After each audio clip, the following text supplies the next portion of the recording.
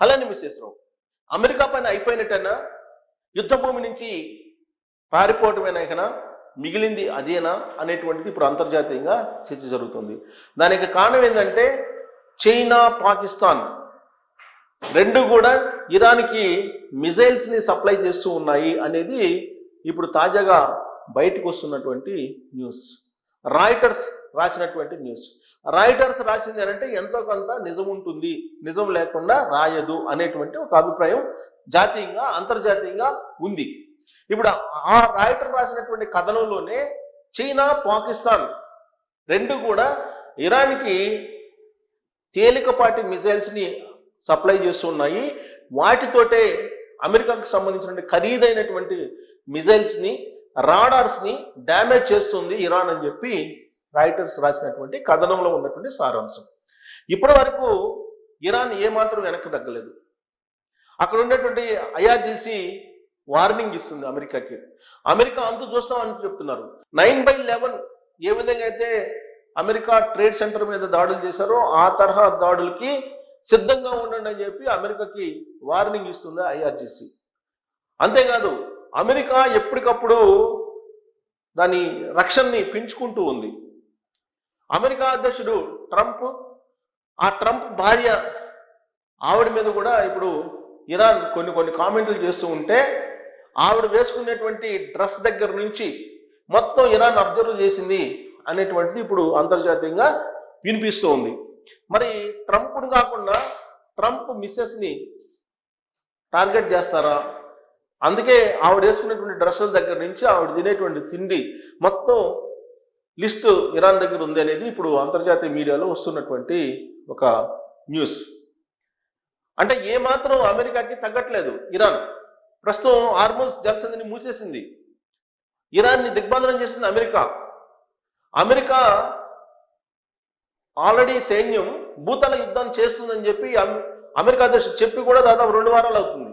కానీ ఇప్పటి వరకు ఇరాన్ భూభాగంలో ఒక్కళ్ళు కూడా ప్రవేశించాల. ప్రవేశిస్తే శవాలు మళ్ళీ వెనక్కి వెళ్తాయని చెప్పి ఇరాన్ చెప్తుంది. ఈ తరహా వార్నింగ్ ఇస్తుంది. మరి ఇంతకాలం పాటు యుద్ధం చేస్తూ ఉన్నారు. ఫిబ్రవరి నుంచి అమెరికా, ఇజ్రాయెల్ సంయుక్తంగా ఇరాన్ మీద యుద్ధం చేస్తూ ఉంది. ఈ రెండు ఒకటేమో టెక్నికల్గా చాలా సౌండ్ ఇజ్రాయెల్, అమెరికా ఆర్థికంగా సాంకేతిక పరంగా అన్ని రకాలుగా బలమైన దేశం.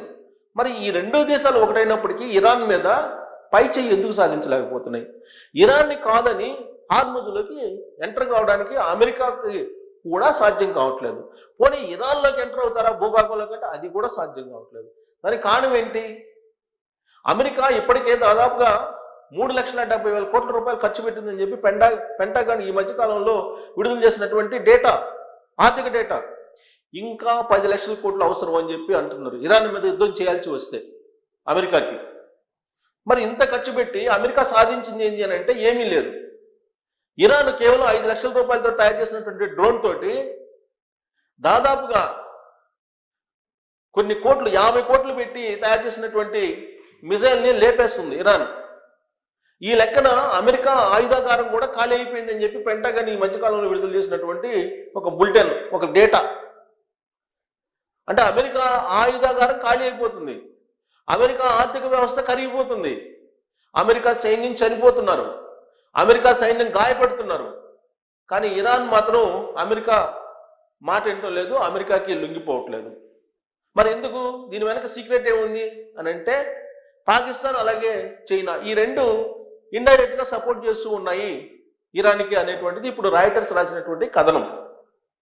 చైనా, రష్యా ఎలాగూ ఇరాన్ వైపే ఉంటాయి, ఆల్రెడీ అంతర్జాతీయ సమాజానికి తెలుసు.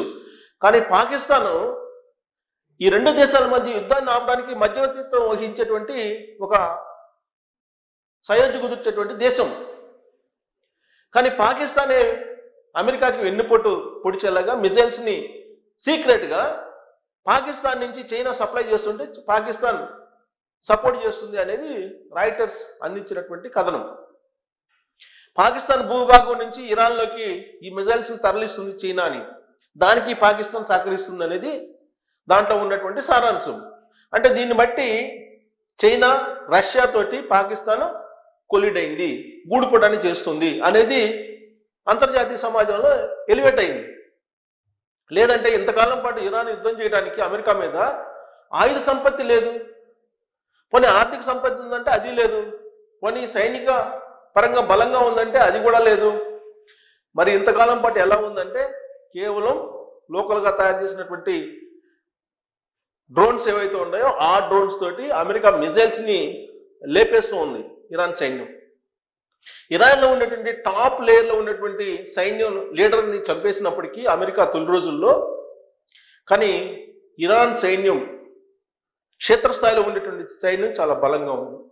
ప్రతి ఇరాన్ వ్యక్తి ఒక సైనికుడిగా మారాడు. ఇప్పుడు అడుగడుగున మందు పాత్రలు పెట్టున్నారు. అమెరికా సైన్యం భూతల యుద్ధానికి దిగితే ఇమీడియట్గా ఆ మందు పాత్రలను పేల్చడానికి సిద్ధమయ్యారు. ఆ మేరకు ట్రైనింగ్ కూడా ప్రతి పౌరుడు తీసుకున్నాడు. ఆ ఇరాన్ సైన్యం కూడా ఆ విధంగా ట్రైన్ చేసింది. అంటే ఒక రకంగా చెప్పాలంటే గెరిల్లా యుద్ధం అంటారు కదా, ఈ గెరిల్లా యుద్ధం తరహాలో ఇప్పుడు అమెరికా మీద ఇరాన్ పోరాటాన్ని చేస్తూ ఉంది. దీంతో పలాయనం చిత్తగించడం తప్ప అమెరికా సైన్యానికి మరొక మార్గం లేదు. కారణం ఏంటంటే మధ్యవర్తిత్వం వహిస్తున్నటువంటి పాకిస్తాన్ కూడా ఇరాన్కి ఇండైరెక్ట్గా సపోర్ట్ చేస్తుంది అనేది ఇప్పుడు బయటకు వచ్చినటువంటి క్రమంలో అమెరికా అధ్యక్షుడు ట్రంప్ స్పందించాడు. నన్ను నిరాశపరుస్తుంది అదే నిజమైతే అనేటువంటి వ్యాఖ్య చేశారు. అంటే చైనా పాకిస్తాన్ భూభాగంలో నుంచి ఇరాన్కి మిజైల్స్ని సప్లై చేస్తుంది అనేటువంటి వార్త నిజమైతే తాను చాలా నిరాశపడతాను, ఈ విషయం పాకిస్తాన్కి తెలుసు, చైనాకి తెలుసు అని చెప్పి అమెరికా అధ్యక్షుడు ట్రంప్ నిట్టూర్పులు చేశాడు. అంటే ఆయన నిరాశని చైనా పాకిస్తాన్ సీరియస్గా తీసుకుంటాయి అని చెప్పి అనుకుంటున్నారు. తీసుకుంటే పాకిస్తాన్ తీసుకోవచ్చు, కానీ చైనా ఆయన నిరాశాన్ని కానీ లేదంటే ఆయన ఆనందాన్ని కానీ పరిగణలోకి తీసుకోవాల్సిన అవసరమే లేదు చైనాకి. పైగా అమెరికా డాలర్ని ఏ విధంగా కూల్చాలి, అంతర్జాతీయంగా అమెరికా డాలర్ ఆధిపత్యాన్ని ఏ విధంగా తగ్గించాలి అనే దాని మీద రష్యా, చైనా, ఇండియా, బ్రెజిల్ ఇవన్నీ కూడా ఇప్పుడు ప్రయత్నం చేస్తూ ఉన్నాయి. ఇలాంటి పరిస్థితుల్లో అమెరికాకి సపోర్ట్ ఇలాగూ చేయరు, ఆ విషయం ట్రంప్కి కూడా తెలుసు. కానీ ఇప్పుడు రాయిటర్స్ కథనం వచ్చిన తర్వాత తాను నిరాశ చెందుతున్నాను అని చెప్పి అంటున్నారని అంటే ఆల్మోస్ట్ సైన్యం పలాయనంలో ఉంది. అమెరికా అధ్యక్షుడు ట్రంప్ కూడా చేతులెత్తి ఇరాన్కి దండం పెట్టే పరిస్థితికి వచ్చాడు అనేది ఇప్పుడు రాయిటర్స్ అందించినటువంటి కథనాన్ని బట్టి అర్థమవుతుంది. సో దీంతో అమెరికా సైన్యం తిరుగుముఖం పట్టాల్సిందేనా? ఆఫ్ఘనిస్తాన్లో ఏ విధంగా అయితే ఆ దేశాన్ని వదిలిపెట్టి పరారైపోయారో అదే తరహాలో ఇరాన్లో కూడా అమెరికా సైన్యానికి చేదు అనుభవం తప్పదా అనే దాని మీద మీరు కామెంట్ చేయొచ్చు. Thank you.